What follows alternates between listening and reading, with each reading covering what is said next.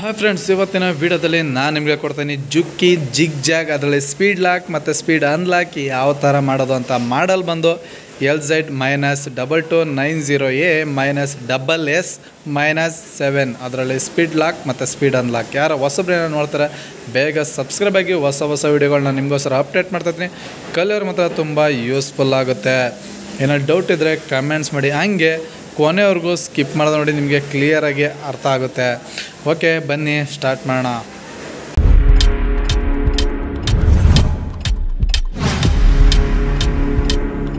Machine on ಮಾಡ್ತಾಯಿದ್ದೀನಿ.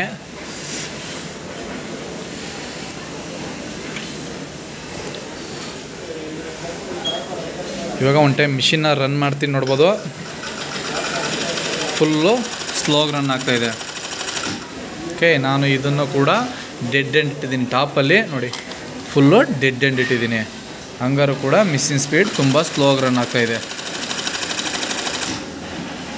Okay, ಈಗ ಯಾವ ಥರ ಸ್ಪೀಡ್ ಮಾಡೋದು ಅಂತ ಪ್ರೋಗ್ರಾಮಲ್ಲಿ ಪೆಟ್ಲನ್ನು ಟ್ರಿಮ್ಮಿಂಗ್ ಮಾಡಿ ಓಮ್ ಪೊಸಿಷನ್ಗೆ ಇರಬೇಕು. ಇದು ಕರೆಕ್ಟಾಗಿ ರೆಡ್ ಮಾರ್ಕ್ ಏನಿದೆ ಅಲ್ಲಿಗೆ ಕರೆಕ್ಟಾಗಿ ಈಕ್ವಲ್ ಓಮ್ ಪೊಸಿಷನ್ಗೆ ಇರಬೇಕು.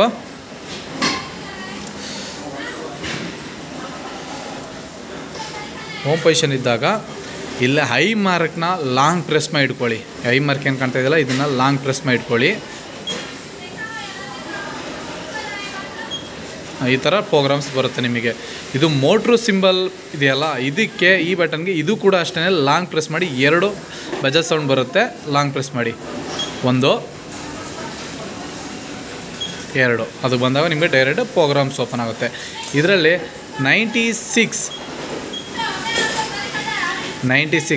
ಓಕೆ, ಎಸ್ ಮ್ಯಾಕ್ಸಿಮಮ್ ಅಂತ ಇರುತ್ತೆ. 96ಅಲ್ಲಿ ನಾವು 750 ಇಟ್ಟಿದ್ದೀವಿ, ಅದಕ್ಕೆ ಅಷ್ಟೊಂದು ತುಂಬ ಸ್ಲೋಗಿ ರನ್ ಆಗ್ತಾಯಿದೆ. ಇವಾಗ ನಾವು ಇದನ್ನು ಜಾಸ್ತಿ ಮಾಡೋಣ. ಅದು ಆಪೋಸಿಟ್ ಸ್ಟ್ರೈಟ್ ಬಟನ್, ಕೆಳಗಡೆ ಬಟನ್ ಪ್ರೆಸ್ ಮಾಡಿ, ಆಮೇಲೆ ಮೇಲ್ಗಡೆ ಬಟನ್ ಪ್ರೆಸ್ ಮಾಡಿ. ಓಕೆ, ಎಷ್ಟು ಬೇಕು ನಿಮಗೆ ಅಷ್ಟು ಇಟ್ಕೊಳ್ಳಿ. ನೋಡಿ ಜಾಸ್ತಿ ಆಗ್ತಾಯಿದೆ ಸ್ಪೀಡು.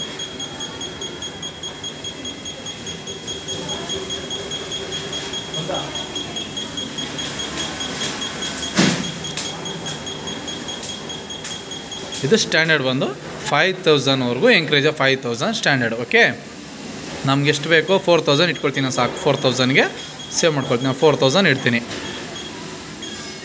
4000 ಇಂಟರ್ ಎಂಟರ್ ಬಟನ್, ಈ ಬಟನ್ ನೋಡ್ಕೊಳ್ಳಿ, ಕ್ಲಿಯರ್ ತಿಳ್ಕೊಳ್ಳಿ. ಇದಲ್ಲ ಎಂಟರ್ ಬಟನ್ ಇದು. ಓಕೆ, ಇದಕ್ಕೆ ಪ್ರೆಸ್ ಮಾಡಿ, ಸೇವ್ ಆಗುತ್ತೆ. ಅದಾದಮೇಲೆ ಮಿಷಿನ್ನ ಆಫ್ ಮಾಡಿ ಮತ್ತು ಆನ್ ಮಾಡಿ.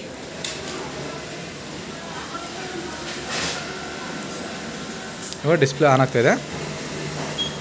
ಆನ್ ಆಯ್ತು. ಇವಾಗ ರನ್ ಮಾಡೋಣ. ನೋಡೋದು ಆವಾಗಲೂ ಇವಾಗಲೂ ಎಷ್ಟು ತುಂಬ ಚೇಂಜಸ್ ಇದೆ.